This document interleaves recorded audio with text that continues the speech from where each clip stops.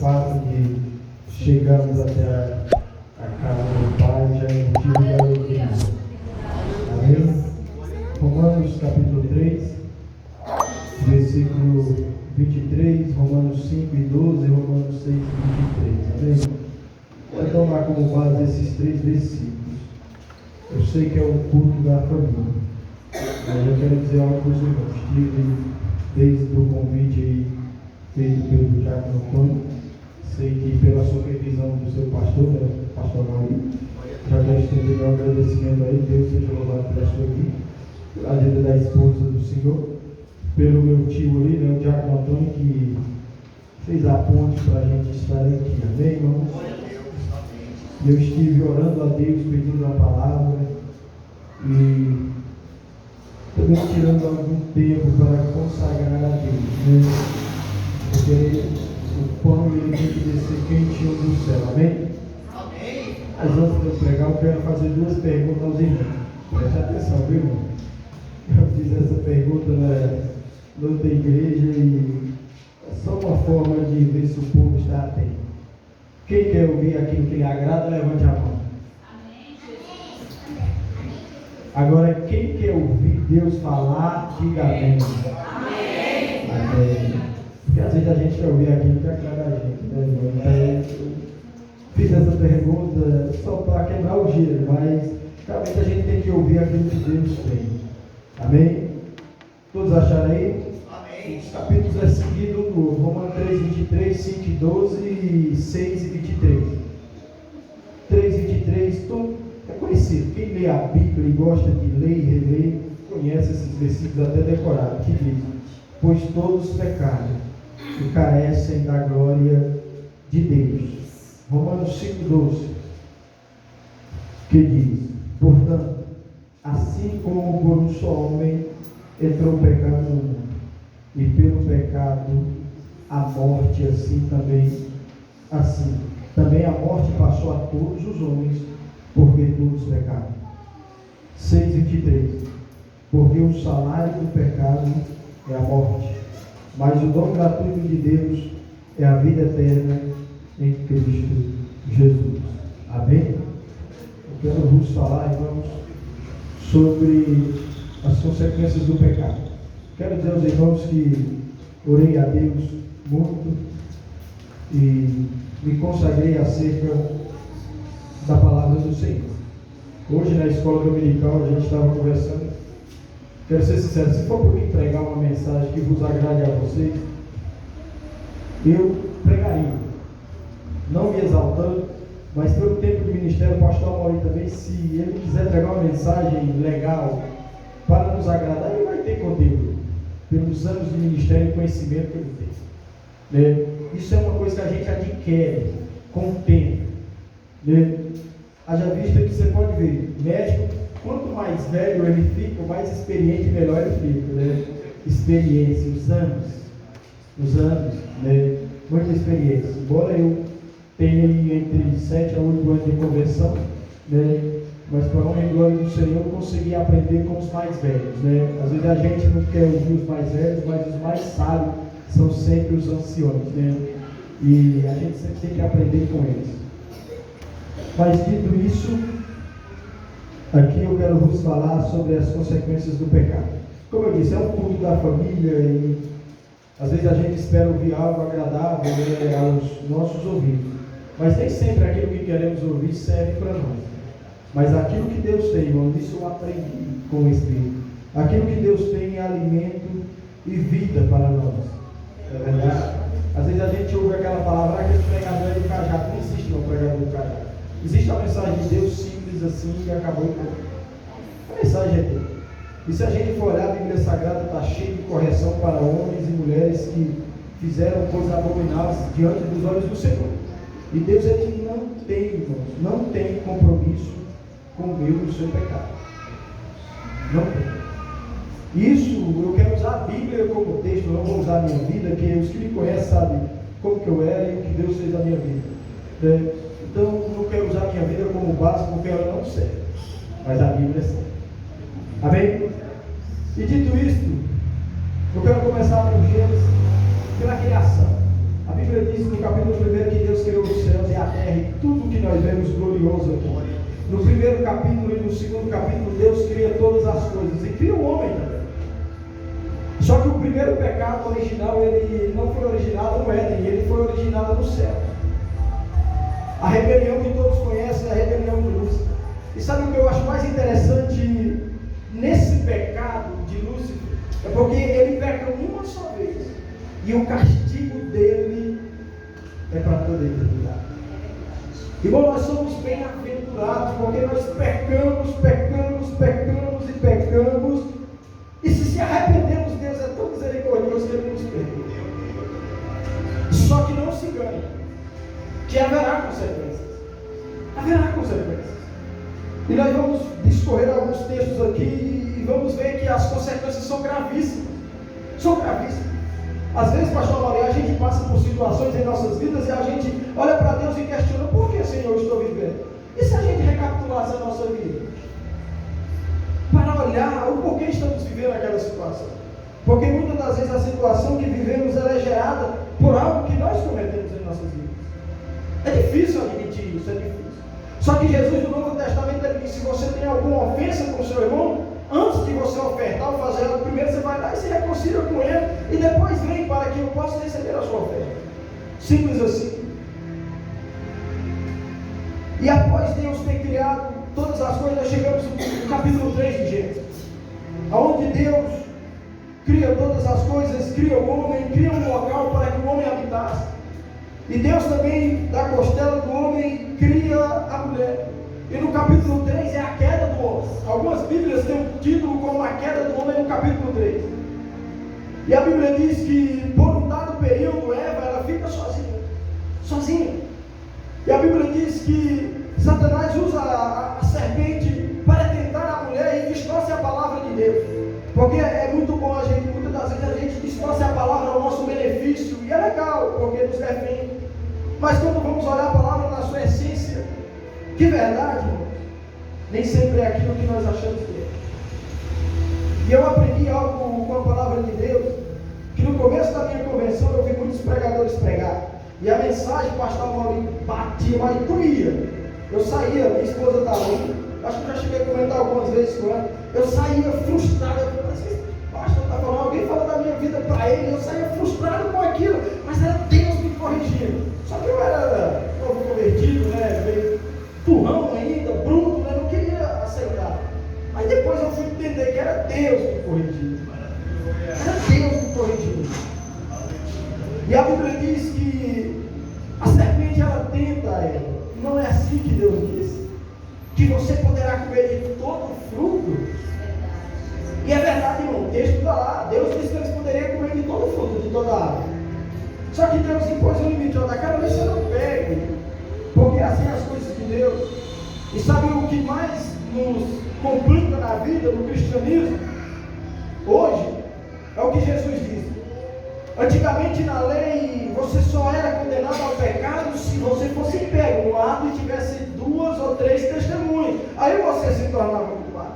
Só que Jesus vem aí onde as pessoas dizem: mas para servir na graça não é mais difícil. Porque Jesus diz: só de olhar, só de cobiçar, só de desejar, você já pecou. Você já pecou. E a Bíblia no Novo Testamento ela trata sobre isso, sobre a consciência do pecado, sobre a consciência dos olhos. Por isso que Jesus disse: se os seus olhos são bons, todo o seu corpo será luz. Mas se os seus olhos forem maus, quão maus serão o seu corpo, ou seja, densas trevas serão você. É isso que ele diz. E ao acontecer isso, a serpente ela induz a mulher a comer do fruto. E ao comer do fruto, a Bíblia diz que ela também induz ao homem a comer, porque quando Adão chega, ela consegue convencer a ele a comer. E às vezes a gente fala que a culpa maior é de Eva, não. O peso maior, hoje eu entendo que o peso maior é para Adão do que para Eva, se for ver. Porque ele foi o primeiro a ser criado. Ele recebeu toda a lei, todos os ensinamentos, foi dada a responsabilidade de instruir a mulher, era dele, não era da mulher. Foi ele. Então o pecado seria maior para ele. E a Bíblia diz que na viração do dia Deus vem e começa a chamar, né? Adão, onde está? Ele vai sair de trás, né, de uma moita ali e fala: Senhor, eu estava escondido, eu tive medo, porque estava nu. Aí Deus pergunta: mas quem te disse que você está nu? Quem disse que você está assim? Comeste do fruto proibido que eu disse que não era para comer? E aí começa um denso diálogo. E sabe o que acontece? Quando a gente peca, a gente sempre quer achar alguém para pôr o nosso pecado, né? E haja vista que Satanás é o primeiro alvo do crente, né? O diabo. Mas não estou defendendo o diabo, não, só advogado dele, não. Mas a gente sempre esquece de reconhecer os nossos erros. E no cristianismo, no evangelho, a maior bênção do cristão é poder se arrepender. Irmãos, o arrependimento é um dom que Deus nos deu, de reconhecer o quão miseráveis somos e pecadores e necessitamos da graça e da misericórdia dele. E sabe o que acontece no diálogo entre Deus e Adão e Eva? Aí ele diz: Senhor, foi a mulher que o Senhor me deu, me deste a fruta para comer. Ele põe a culpa em Eva, e o Senhor vai conversar com ela: olha, Eva, e aí, falei que não era para comer, você foi lá e comeu. Eu falei: não, Senhor, mas só que veio a serpente e me deu. Um jogando a culpa para o outro, caçando alguém para pôr a sua culpa, o seu erro, o seu pecado. Era muito mais fácil dizer: Senhor, eu falei, Senhor, eu pequei, perdoe-me pelos meus pecados, pelos meus atos. Porque quando Jesus veio, ele ensinou isso para nos arrependermos. A mensagem do Evangelho, quando João Batista vem pregando, o percussor de Jesus, 6 meses mais velho do que Jesus, pode ler lá no começo, em Mateus e Lucas, sobre o nascimento, 6 meses de diferença. Quando João está pregando no deserto, ele prega: arrependei-vos, porque chegaram o reino dos céus. João, a mensagem dele era tão dura que ele diz: raça de vidro, quem vos fascinou? E João estava pregando para os judeus, para o povo escolhido de Deus, um povo que tinha conhecimento. Aí João olha e diz: vocês pensam que o reino é de vocês, mas destas pedras Deus pode ressuscitar filhos de Abraão. João estava falando do povo ímpio, do povo que não tinha o reino. Mas está dizendo: dessas pedras Deus pode levantar adoradores, aqueles que buscam o Senhor. Aí sabe quando João é decapitado? O que acontece? Sabe qual é a mensagem do Messias? Arrependei-vos, porque é chegado o reino dos céus. Quando Jesus é morto e é ressuscitado ao 3º dia e é levantado aos céus, sabe qual é a mensagem de Pedro e dos demais apóstolos? Arrependei-vos. Porque o Evangelho ele não muda, irmão, ele permanece a mesma coisa. Ele permanece imutável. As estações do ano ela muda, temos 4 estações, né? Acho que é primavera, verão, outono e inverno. Eu e você muda, nós temos mudança de humor. Um dia nós estamos bons, um dia estamos estressados, um dia estamos a ponto de explodir. Mas Deus, ele permanece imutável. Ele permanece na sua essência. E o Evangelho é a mesma. Aí sabe quais as consequências do pecado de Adão e Eva que nós vivemos hoje? Doenças, pestes, adultério, morte, fornicação, mentiras e etc.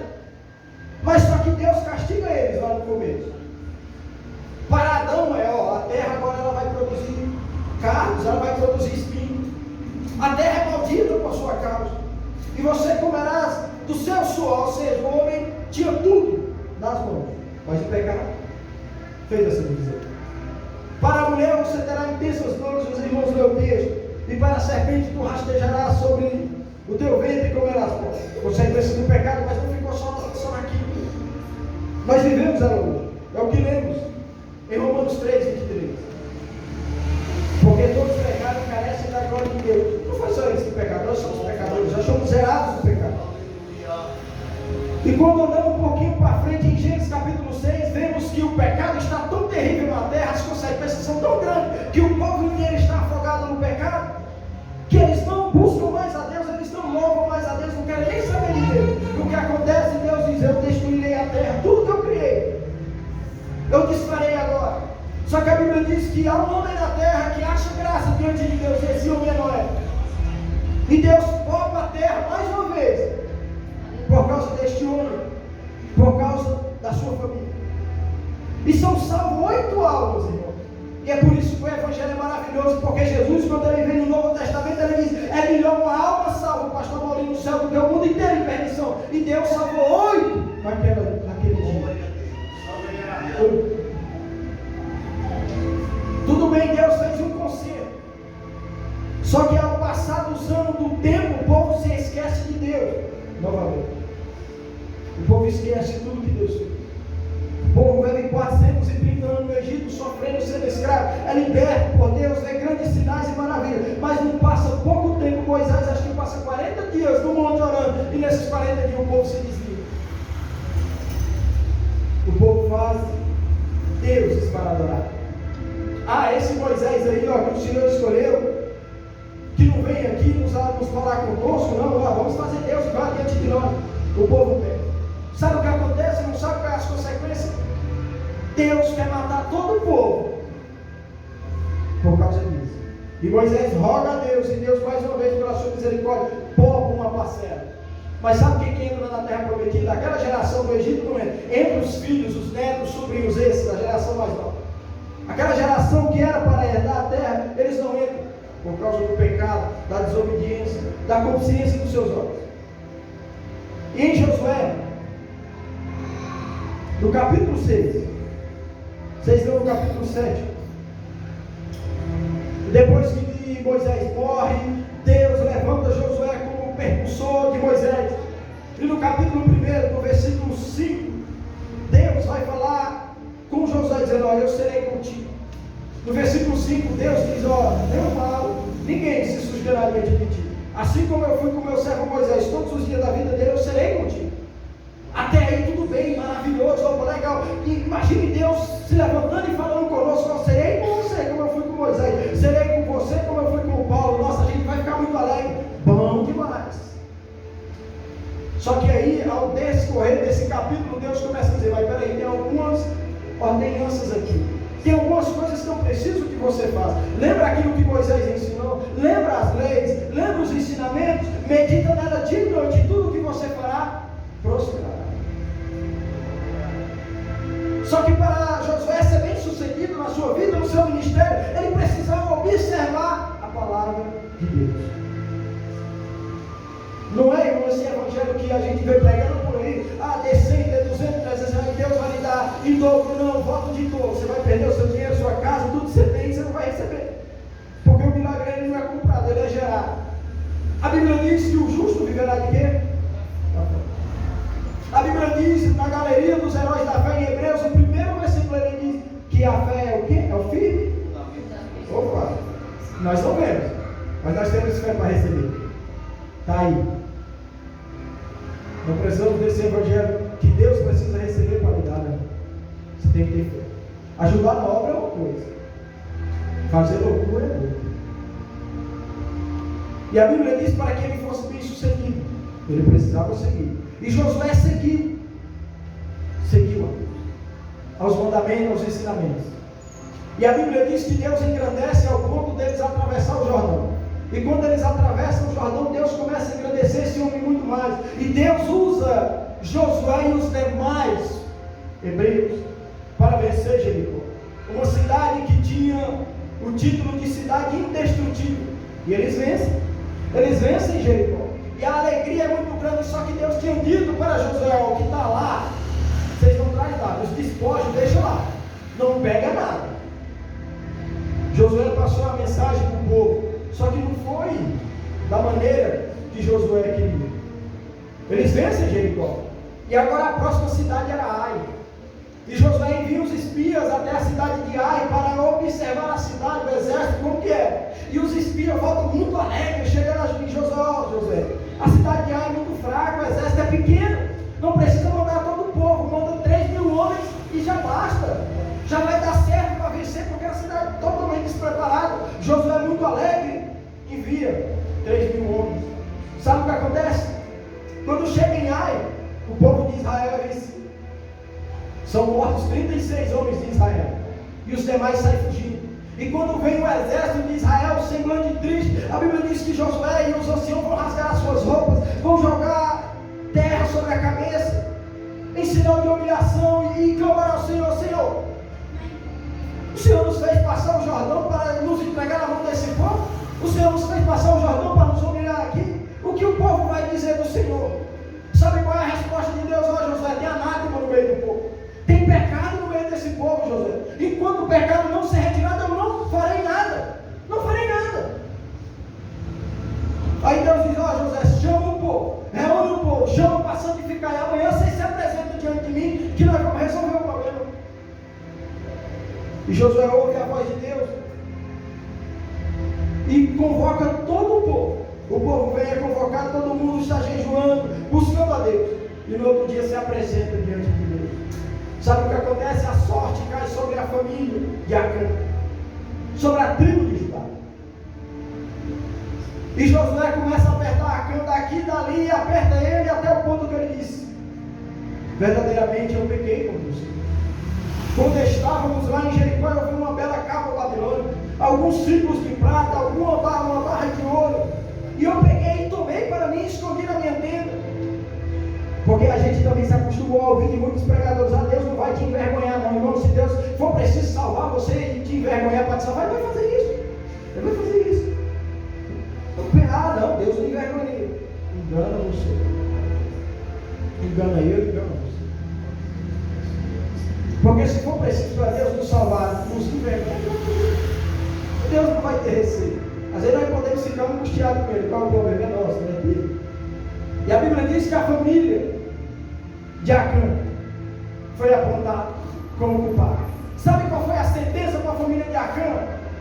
A morte. Sabe o que é isso? As consequências do pecado. É porque a gente acostuma a pecar e às vezes não acontece nada. Ah, mas Deus, né, beleza. E morre, consequência da coisa. Ela pode vir imediato, como ela pode vir daqui a 10, 20, 30 anos. Deus, Ele é justo. Justo. Não pense que Deus se esqueceu. O homem se esquece. Ah, evangelista, mas Deus lançou no mar do esquecimento. Convenção. Quando você se converte, aquilo que você fez é lançado lá. Só que a partir dali para frente, o que você fizer, meu irmão, você será julgado por Deus. Não se engane.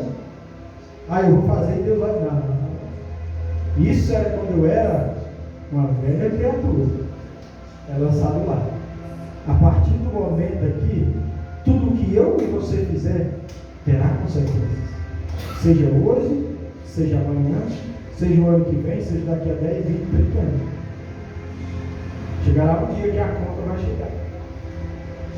E eu entendo que a gente não paga duas vezes. A gente paga aqui e paga lá em cima. Eu prefiro pagar primeiro aqui e Deus me corrigir aqui para chegar lá em cima eu não ter que pagar nada. Porque lá, aí você terá mais oportunidade.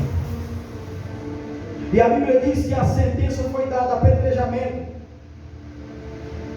Pela lei humana, pela a nossa ótica, se fosse ver, quem tinha que ser morto era somente Acã, o patriarca da casa. E foi ele que cometeu o ato. Mas não toda a família. Porque o pecado, ele não atinge somente quem peca, mas ele atinge todo o contexto que está em volta. Olha para Adão e Eva, irmãos. Olha, as consequências se arrastam até hoje. Até hoje. E a Bíblia diz que eles são arrastados para fora do arraial, são apedrejados, a tenda é queimada, os animais são queimados, tudo é desfeito.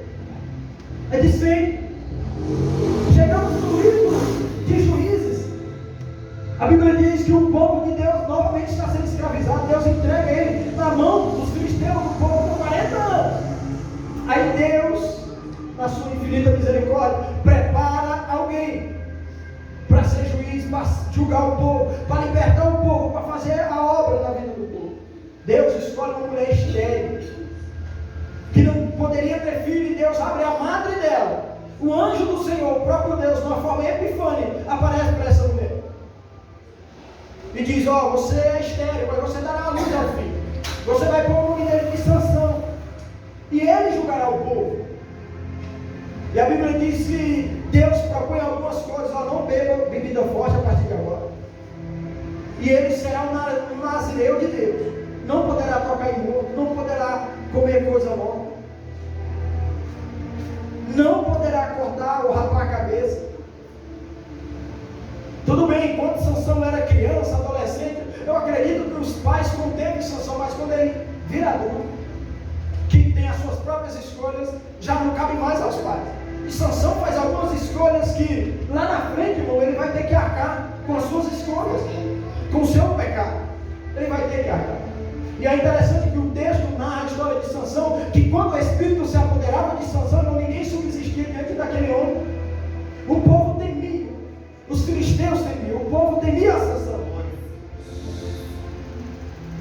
Só que o diabo, ele é astuto. Ele sabe o que mais pesa na vida do homem e ele sabe como nos enganar. Eu quero adiantar aqui, o diabo põe uma moça na vida de Sansão chamada Dalila, a consciência dos olhos. Quando Sansão olha para Dalila, meu irmão, ele se apaixona de tal maneira que ela vai insistir até ele contar o segredo da sua força. E ela pega, trai a confiança de Sansão, entrega Sansão na mão dos filisteus. Sabe o que os filisteus fazem? Fura os 2 olhos de Sansão, leva Sansão para o seu reino e começa a zombar de Sansão. Os atos que Sansão cometeu lá atrás, os seus pecados, as consequências vieram para Sansão. Mas sabe o que Sansão faz? No fim da sua vida, ele pede a Deus misericórdia. Ele ora: Deus, Senhor, lembra de mim, dá-me força, Senhor, por mais uma vez, para que eu me vingue pelo menos pelo um olho meu. E Deus concede a Sansão a força. E a Bíblia diz que na morte de Sansão, ele mata muito mais gente do que em toda a sua vida. Sansão julgou o povo por 20 anos. Por 20 anos. As consequências do pecado, irmão, elas são catastróficas em nossas vidas. São catastróficas. Às vezes a gente não dá muita importância para isso. Às vezes o pastor prega, exorta, ensina, às vezes a gente acha que o pastor está sendo chato, a mensagem está dura, está pesada, mas não. Deus conhece o coração da igreja, Deus conhece o coração do seu pastor, e Ele sabe que a igreja necessita. Porque a gente acostumou a ouvir o evangelho que Deus é amor, não, Deus Ele é justiça, Deus Ele é justiça. Lembra de Ananias e Safira? Eles bolaram o plano lá, venderam a fazenda, roubaram uma parte e combinaram: vai lá você primeiro, Ananias. Chega lá, você diz para Pedro que vendeu por tanto. Quando Ananias chega para Pedro, ele diz: nós vendemos por tanto. Ele diz: Ananias, você não mentiu para homem, você mentiu para Deus, o Espírito. Ananias caiu morto, vem Safira da mesma forma, mente, cai morto. Consequência do pecado. Evangelista, o senhor está dizendo que Deus vai me matar por causa do meu pecado? Não, irmão. Às vezes não, quem sabe? Não sei. O poder é dele, a glória é dele, tudo é para ele.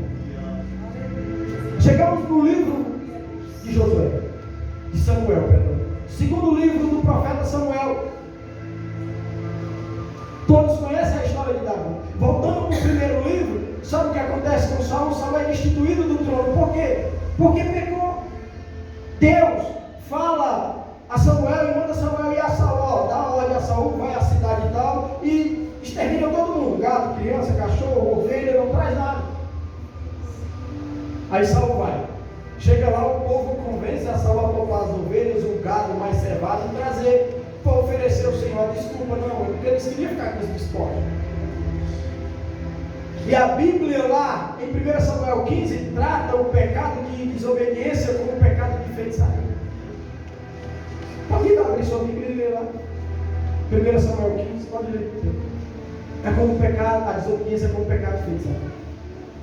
Desobedecer ao seu pastor, a denominação onde você congrega. Eu estou desobedecendo só ao pastor, é um carnal igual eu, não. Ele é o anjo da igreja, é a autoridade maior. Quando você desobedece na sua liderança, você desobedece mesmo quando você desobedecer a Deus. Se eu não sou capaz de ouvir aquele que eu vejo, que eu tenho um diálogo dia a dia, quem dirá aquele que eu tenho que ouvir pela fé, que eu não vejo? E no segundo livro do profeta Samuel, agora sabe quem peca? Davi. Evangelista, mas Davi era um homem segundo o coração de Deus. Sim, Deus errou na escolha. Não, Deus não errou na escolha. Davi ele é realmente um homem segundo o coração de Deus. Só que como todo homem, Davi tem as suas falhas, os seus pecados. Como todo homem, eu e você, homem e mulher, nós temos as nossas falhas. Só que é algo interessante que o pastor Maurício disse aqui, se você prestou atenção no começo do culto: aonde abundou o pecado, superabundou a graça. Aí Paulo pergunta lá: vamos viver no pecado para que a graça abunde? Ele diz: não, de maneira nenhuma. Pode ir lá em Romanos 6. Aonde abundou o pecado, superabundou a graça, ou seja, a graça. Aonde o pecado é grande demais, a graça é 2 vezes mais. Mas vamos viver no pecado para que a graça seja maior? Não. E a Bíblia diz, no capítulo 11, passado o ano dos reis, um ano que os reis vão para a guerra, Davi envia Joabe e todo o exército para o campo de batalha. Mas Davi não vai, pastor. Davi fica em casa, fica no seu palácio. Fica no seu palácio. E a Bíblia diz que à tarde Davi se levanta do seu leito e começa a passear pelo terraço do palácio, pelo segundo andar. E a Bíblia diz que ao andar, quando Davi olha para baixo, a Bíblia diz que ele vê uma moça se banhando. A Bíblia diz que ela é muito formosa, ou seja, muito bonita. E ao olhar para esta moça, a Bíblia diz que a consciência dos olhos, o desejo da carne de Davi é maior e ignora todo o mandamento de Deus. Tudo aquilo que ele tinha que preservar, ele ignora naquele momento. E ele pergunta para o seu moço: quem é aquela jovem? Ah, é Batseba, é mulher de Urias, o Eteu. E o moço de Davi foi tão bom, pastor, que ele já diz: é casada. É casada, é mulher de Urias, tem marido. Ele faz parte do seu exército, lá na guerra. Davi ignora, que ele sabe: não, manda buscar ela. Ele é rei. Nada na mente de Davi: eu acredito, eu sou rei, eu posso, eu faço o que eu quero. E manda buscar Batseba. E vem. Davi se deita com a moça. A Bíblia diz que após o ato consumado, ela se limpa, volta para sua casa. Passa um tempo, ela manda um mensageiro: vai ao rei e diz que eu estou grávida. Sabe o que Davi faz? Davi bola um plano. Manda um mensageiro lá onde está o campo de batalha e diz para Joabe, o capitão do seu exército: manda Urias, o Eteu, aqui. Porque o plano de Davi era fazer que Urias se deitasse com a sua mulher. Porque se ele se deitasse, beleza. Filho de Urias, está tudo. Só que Deus não compactua com o nosso pecado. Deus, irmão, Ele não faz parte dessas coisas. E Urias vem como um bom soldado, um bom servo. A Bíblia diz que Urias vem. E chega lá, Davi começa a conversar com Urias, pergunta sobre o campo de batalha, como que vai o povo, como que está a batalha. E Urias vai falar para ele tudo. Aí ele diz: então tá bom, Urias, vai para a tua casa, lava os teus pés, vai lá. Aí Urias é um servo tão bom, mas tão bom, que ao sair da porta do palácio ele fica lá. Ele não vai. E o povo vem avisar: Urias não foi para casa não. Davi manda chamar de novo a Urias. Conversa com Urias: não, fica mais 2 dias, amanhã você vem aqui que nós vamos comemorar. O plano de Davi era embriagar Urias, né? Porque quando a gente fica meio embriagado quando nós vivemos no mundo, a gente fica meio fora das ideias. E o plano de Davi era esse. E Davi embebeda Urias e manda Urias para cá, Só que Urias, quando sai pelo portão do palácio, ele vai se deitar onde os soldados se deitaram. Não, vai para casa. E Davi diz: o que eu vou fazer? Aí Davi bola um plano, escreve uma carta e manda para Urias. Urias leva a própria sentença de morte dele, porque na carta estava escrito, era a sentença de morte de Urias. Só que naquele tempo, irmão, quando o rei escrevia uma carta e selava com o seu anel, o mensageiro não podia abrir. Só podia abrir quem era, para quem era enviado. E era enviado a Joabe. E só Joabe poderia abrir. E quando Urias chega todo alegre e entrega a carta, Joabe abre a carta e lê: põe Urias aonde a frente de batalha estiver mais violenta. Põe Urias lá, para acabar com a vida dele. Até aí tudo bem, o plano está saindo como os conformes, está tudo beleza. E Deus está neutro, Deus não se move. E a Bíblia diz que permite a morte de Urias. E o mensageiro vem lá e avisa: morreu alguns dos soldados, mas só que Urias, o Eteu, morreu.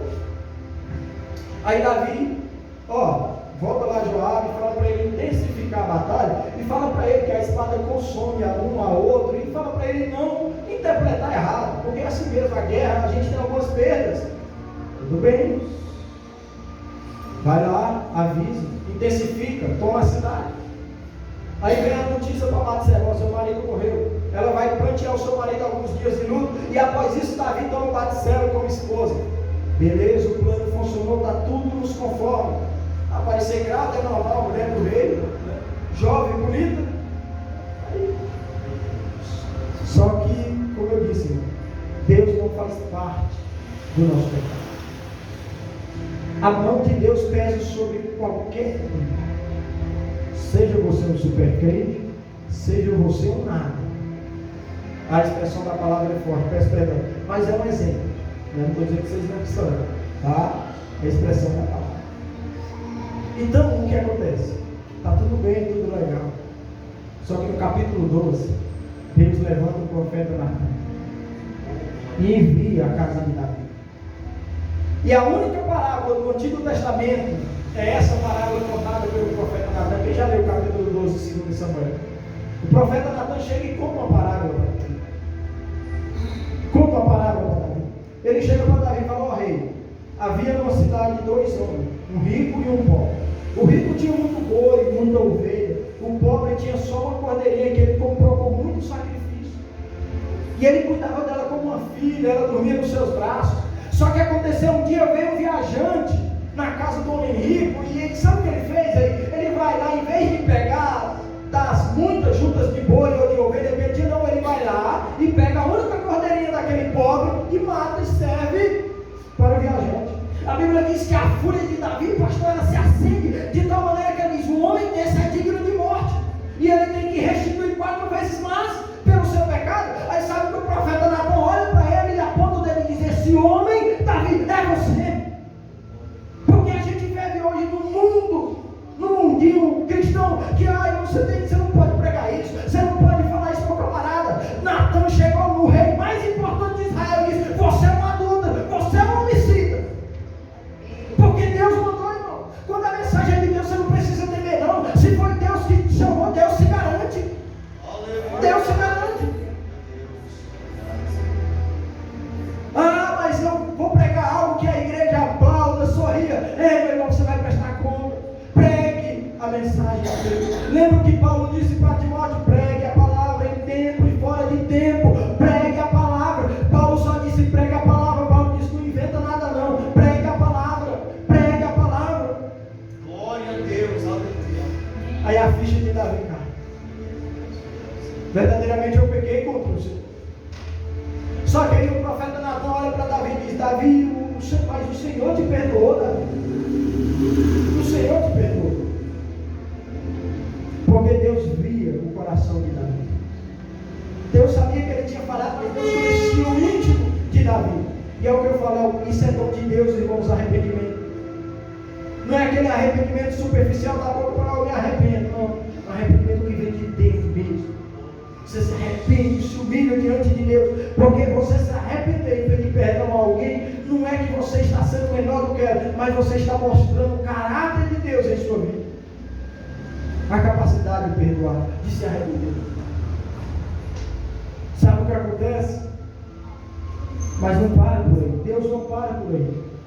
Deus olha para Davi através do profeta Natan e diz: olha, você fez tudo isso escondido, você adulterou, você matou, as escondidas. Só que agora eu vou fazer as claras. Aquilo que você fez escondido, eu vou fazer à luz do sol. Vou fazer para todo Israel ver. Eu vou suscitar o mal dentro da sua casa, dentro da sua própria casa. E a espada nunca mais se apartará da sua casa. Nunca mais. As consequências do pecado de Davi não atingiu somente a casa dele, mas todo Israel. Pode ler mais um pouco para frente. Sabe o que acontece no capítulo 13? A Bíblia diz que Aminon, filho de Davi, se apaixona por Tamar, filha de Davi também, meia-irmã de Aminon, porque era filha de outra mulher com Davi, mas eram irmãos. Sabe o que acontece? Aminon está tão apaixonado que ele chega a ficar doente por causa disso. E ele tem um amigo chamado Jonadab, e a Bíblia trata ele como Sargás. Sabe, irmão? Cuidado com os amigos que vocês têm. Sabe aqueles que você acha que é seus amigos? Às vezes não é. É que nem Jonadab. chega em Aminon, ô filho do rei, e fala, por que dia em dia você está emagrecendo? Ele fala, porque eu estou enamorado da minha irmã Tamar. Aí ele pega e fala, por que você não finge estar doente? E quando o seu pai vier te visitar, você fala para ele mandar Tamar vir aqui fazer um bolo, um negócio para você comer da mão dela, e você vai melhorar. Cuidado com as amizades. Cuidado com os amigos que você escolhe. Cuidado. E a Bíblia diz que Davi veio visitar o seu filho. E ao chegar lá, ele faz como Jonadab falou a mim, falou, pai, manda minha irmã Tamar vir aqui, prepara o bolo para mim, para que eu coma da mão dela e eu vou melhorar. E assim Davi fez. Quando ela vem, ela prepara o bolo, ele manda todo o servo sair, fica só ele e a menina. E quando ela vai na câmara, no quarto onde ele está, ele a violenta. As consequências do pecado de Davi. Ele violenta a sua irmã, abusa dela. E após abusar dela, ele dispensa. Aquele amor que ele sentia por ela se torna em nojo, em aversão. A Bíblia trata que a aversão que ele sentiu por Tamar era muito maior do que o amor que ele tinha sentido por ela. E dispensa ela. Mas ela tem um irmão chamado Absalão. E Absalão, quando encontra Tamar chorando com as vestes rasgadas, ela, não, minha irmã, tenha calma, fique tranquilo. A Bíblia diz que Absalão não fala nem bem nem mal com a minha irmã. Passa-se 1 ou 2 anos, calado. Ele está tosqueando as ovelhas. E ao tosquear, ele quer fazer uma festa, uma comemoração e convida todo mundo. Convida Davi, todo mundo. Davi não vai. Ele insiste para que Davi mande Aminon. E quando Davi manda Aminon, sabe o que ele faz? Ele manda os seus empregados matar o seu irmão. As consequências do pecado de Davi sobre a casa dele. E Davi também perde Absalão, seu filho, mais à frente. Ele é morto pelo seu comandante, Joabe, e os seus dois. As consequências do pecado, elas são muito sérias. Elas são muito sérias. Às vezes a gente não dá muito valor. Deixa pra lá, já fiz mesmo, já cometi. Então, as consequências elas virão. Elas virão. E muitas das vezes vivemos situações, como eu disse no começo, que são consequências desses atos que cometemos e não confessamos. Escondemos do pastor, escondemos da igreja, escondemos de todo mundo. Mas eu digo algo, a sua preocupação não é esconder de mim, não é do pastor, não é da igreja, não é do mundo lá fora. Você tinha que se preocupar, porque dele você não. Nada passa batido aos olhos de Deus. Nada passa batido aos olhos de Deus. Nada. E Deus, ele é justo, ele julga a casa de Davi, porque Deus é justiça. E Deus é, ao mesmo tempo que Deus julgou Davi, Deus foi misericordioso com ele, porque Davi era digno de morte, mas Deus tem misericórdia e perdoa ele. Deus é misericordioso com nós. Olha para você ver, Deus é tão misericordioso que Deus enviou seu Filho Jesus para que morresse na cruz. Nós não somos dignos, todos sabem que graça é um favor não merecido. Nós não merecíamos, irmão. Mas Ele enviou seu Filho em forma de homem, de carne, para que sofresse por nós, como foi dito pelo pastor Maurício. O profeta Isaías diz, ele verdadeiramente levou sobre si as nossas dores, as nossas enfermidades. O castigo que era para estar em nós estava sobre ele. As consequências do meu pecado, do seu pecado, dos nossos atos, naquele momento estavam sobre ele. Aí, evangelista, mas nós não éramos nascidos ainda, nós não tínhamos sido gerados, não precisava, mas ele já sabia que a nossa natureza é pecaminosa, ele já sabia os atos, os pecados que íamos cometer. Como assim? Lembra do profeta Jeremias, quando Deus se apresenta para Jeremias e diz: olha, Jeremias, eu te escolhi, desde o ventre da sua mãe, desde a formação, já te escolhi, antes mesmo de você ser formado, eu já tinha te escolhido e te dado como profeta para as nações. E olha para você ver, irmão, o ministério de Jeremias é um dos ministérios mais extraordinários da Bíblia, porque toda vez que Jeremias abria a boca era exortação. Deus vai corrigir, Deus vai puxar pela corda, Deus está falando, se conserta, porque o povo estava longe, não estava crendo. Aí tinha aqueles pregadores que tem hoje no nosso tempo: não, Deus não vai enviar, não, o povo não vai cativo, não, a cidade não vai ser invadida, não pode ficar tranquilo. E Jeremias sempre falando: Deus vai castigar, Deus vai levar o povo cativo. E ninguém dava crédito. Está mais ou menos parecido com os nossos de hoje. Deus levanta uma parcela de pregador abençoado abençoado, mas Deus levanta, Deus permite que aquela parcela que prega aquilo que você quer ouvir, irmão, seja maior. Mas aí cabe um discernimento seu e meu. É o que Jesus disse, é 2 caminhos, escolhe o caminho que você vai seguir. É como tem um hino de um cantor que ele fala: pregadores de rosa, pregue os espinhos também. Pregue os espinhos. Hoje eu estava conversando na escola dominical, os irmãos conhecem rosa. Nossa, quão lindo é a rosa, não é? Você vê aquele botãozinho, quando ele se abre, aquela parte ela é maravilhosa, mas quando você olha para baixo, é só espinho. O evangelho ele dói, mas ele corrige, ele conserva. Eles nos mostram um caminho melhor. Para os que me conhecem, sabem o que eu estou falando aqui, o que eu estou pregando, o que o Evangelho fez na minha vida, o que o Evangelho fez na vida de muitos que aqui estão. Ou seja, de todos que estão aqui, o Evangelho fez algo pela sua vida. O Evangelho transformou a sua vida. E não foi pregando um carro em casa que você chegou aqui, não. Foi pregando a cruz de Cristo, foi pregando o arrependimento, foi pregando as consequências do pecado que nós se consertamos. É como algumas vezes eu converso com o meu tio Diácono Antônio, né? Muito tempo ele falou algo, né? E vou falar aqui, não sei se você lembra. Irmão, a gente não largou a droga, a bebida, a farra para ir para o inferno, mas largou isso tudo para ir para o céu. Porque se não for, eu continuo lá. Eu continuo lá. E Apocalipse diz: aquele que é limpo se limpa mais, aquele que é sujo se suje mais. Não tem meu tempo. Não, eu vou ficar um pouquinho aqui, um pouquinho lá fora, um pouquinho aqui, um pouquinho lá fora. Quando Jesus se manifestar, eu pode ser que não. É sensível ou não que passa daqui a procedência do maligno. Ou você é ou não é. Só que Deus é maravilhoso, Jesus é maravilhoso, porque Ele permite que o joio e o trigo cresçam junto. Só que na colheita é diferente. Na colheita é diferente. Para mim finalizar aqui, eu acredito que, como eu disse, na colheita será diferente. Até me fugiu a memória. Misericórdia, Senhor. Mas quando chegar o dia dele vir buscar o seu povo, não se engane. Ele sabe quem é dele e quem não. A Bíblia diz que ele veio buscar uma igreja lavada e remida no sangue do Cordeiro. Eu acredito que os irmãos já ouviram muita mensagem de muitos pregadores. Eu era assim também. Quando eu pregava, eu levava a igreja a entender que a mensagem que eu pregava não era para a igreja, e sim para o povo lá fora. Só que um dia o Espírito Santo me corrigiu acerca disso. Eu acredito que os irmãos já viram muitos pregadores pregar e fazer com que você entendesse que a mensagem não é para mim, a mensagem é para o povo lá fora. Só que a Bíblia trata que o ímpio não espera a volta do Senhor. Quem espera a volta do Senhor, pastor Valdir? A igreja. Quem será pego de surpresa, o mundo ou a igreja? A igreja. A igreja.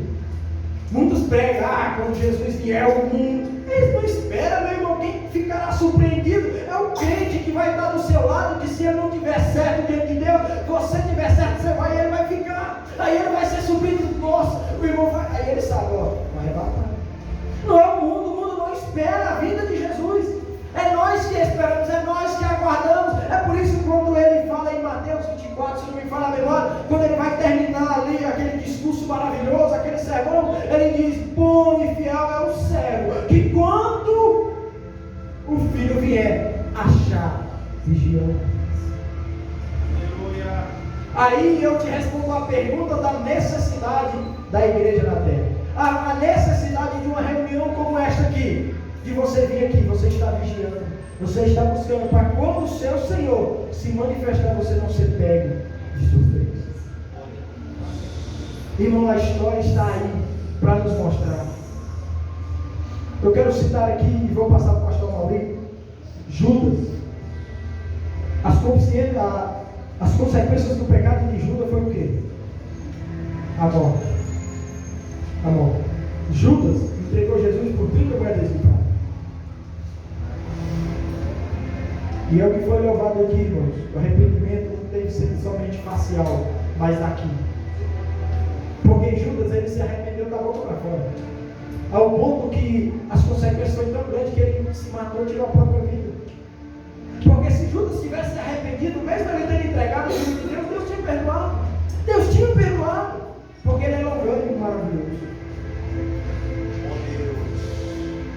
Então, irmãos, lembre-se que o pecado sempre trará alguma consequência na sua vida. Às vezes você acha que é uma mensagem dura, difícil de digerir, mas não, Deus sabe, Deus conhece o seu coração e o meu coração.